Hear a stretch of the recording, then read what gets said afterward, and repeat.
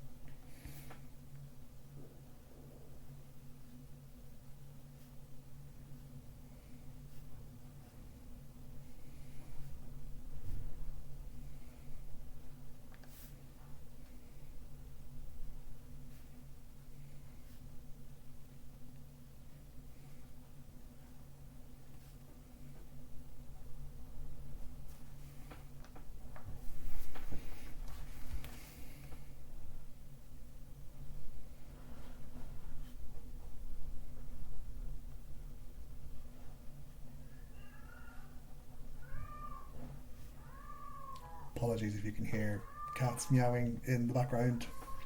That is the reality of working from home that I'm sure we're all experiencing right now.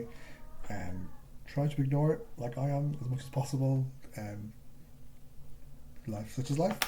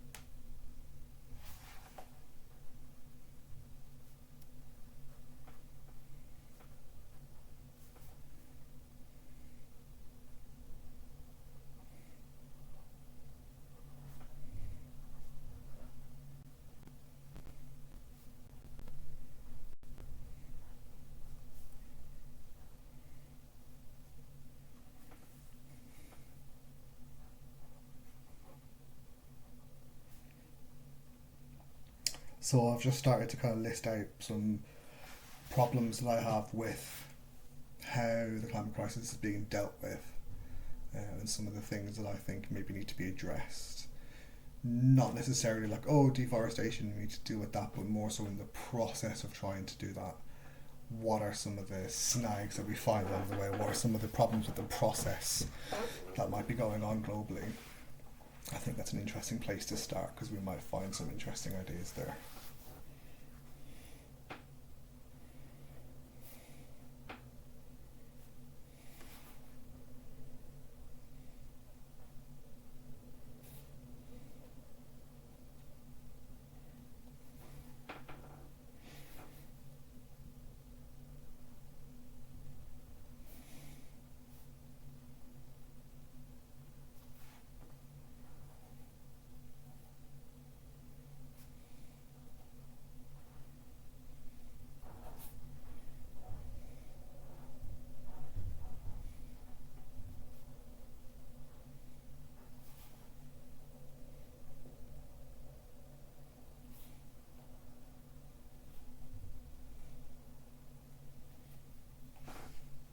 And maybe why are those issues not working?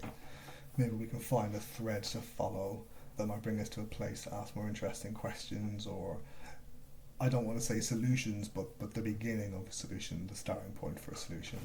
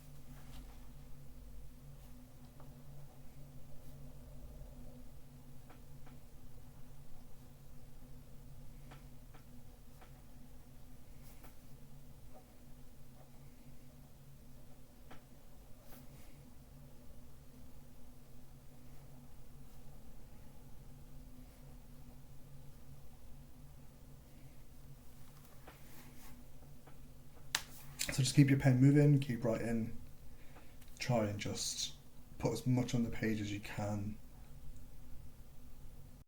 and see where you end up.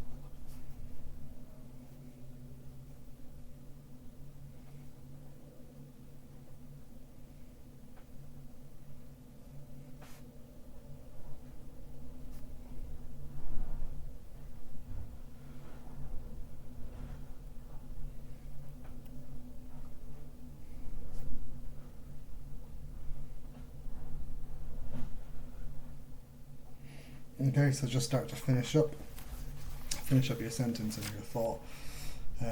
Obviously, you need more than 10 minutes to put on a page all the thoughts and opinions and experiences we might have individually to the climate crisis. So this is just a start, really.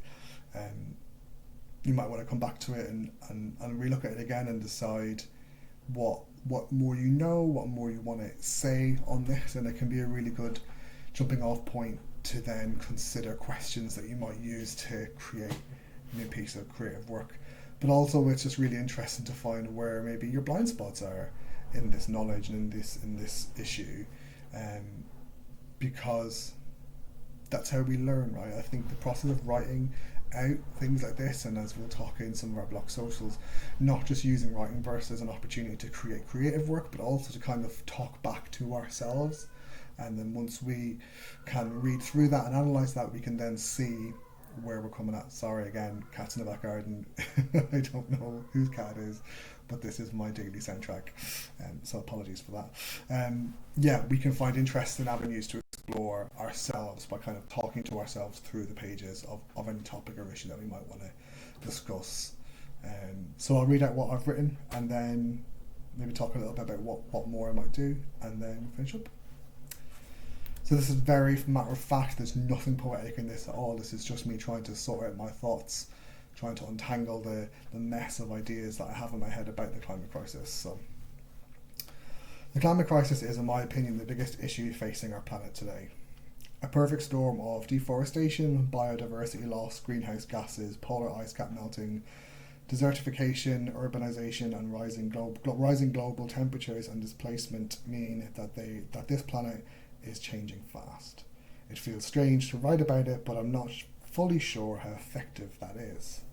We need a mix of practical action and culture change if we're really going to tackle the immediate threat and begin to understand new strategies and ways of living to avoid it in the future. We need to take the message of the climate crisis to heart. I feel frustrated because it often feels like it's something that we, the individual, are solely responsible for, while a select few, namely corporations and governments, aren't doing enough to mitigate the effects and tackle the issues when they are probably the most responsible. Even within the Even within the ecological and climate justice movement, it feels very white, middle class, and sometimes elitist. I think we should pay more attention to Indigenous science and working class voices, simply because these Indigenous communities have been keepers of sustainable and regenerative practice for centuries. And if the climate movement doesn't include working class people, it will inevitably alienate the critical mass of the population we need to turn the tide. We also need to integrate these with innovative agricultural solutions and accessible, fit-for-purpose technological advancements. These will help us move into an exciting new frontier led by progressive change to live and work in more harmony with the planet. It will not be an easy struggle, but I'm always reminded of the quote that asks if we are being good ancestors and wonder what more we can do today for tomorrow. So yeah, this is just two very small A5 pages. It's not a huge amount of information, even for myself to go off. So what I might do is continue to write about this for a couple of mornings and really kind of exhaust my knowledge and my opinions and my thoughts on this issue. And then I might start to sort of highlight sections and say, well, what would those agricultural practices look like? What might those technological advancements look like? Are they already out there? How are they being implemented in our lives? Do a little bit of research around it, and then you might find inspiration in that research. You might find interesting things to talk about, discuss, or question, or prod and investigate. And I think that's really quite a simple way of kind of accessing something that we maybe don't have a huge amount of information for, right? We start with our page, we start with ourselves. The page is an opportunity to speak to ourselves. So we speak to ourselves through those pages. We find out what questions we're asking, and then we maybe go find some answers, or we start to find more questions along those paths in our research.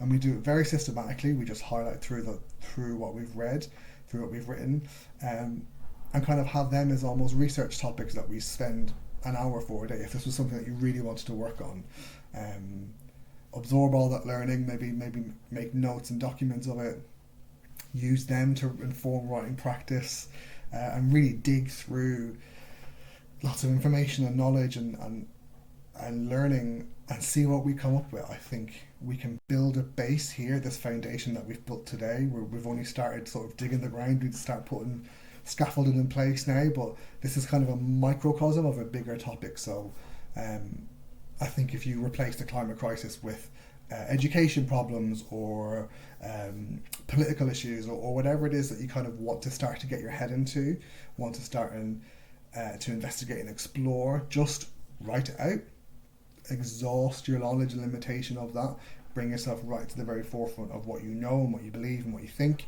about that issue, review it, read through it, see what stuff you might want to explore further, and then just continue that process. Right, it's just a kind of rinse, wash, repeat every time, and that helps us dig a little bit further into it, and along that way we can have more discussions with ourselves through the morning pages, more questions to answer, more connections to make, and more maybe creative stuff to write about. Who knows? But hopefully that's been really interesting. I look forward to seeing you in this week's sessions. But apart from that, thanks very much for joining, and goodbye. Enjoy the rest of your day.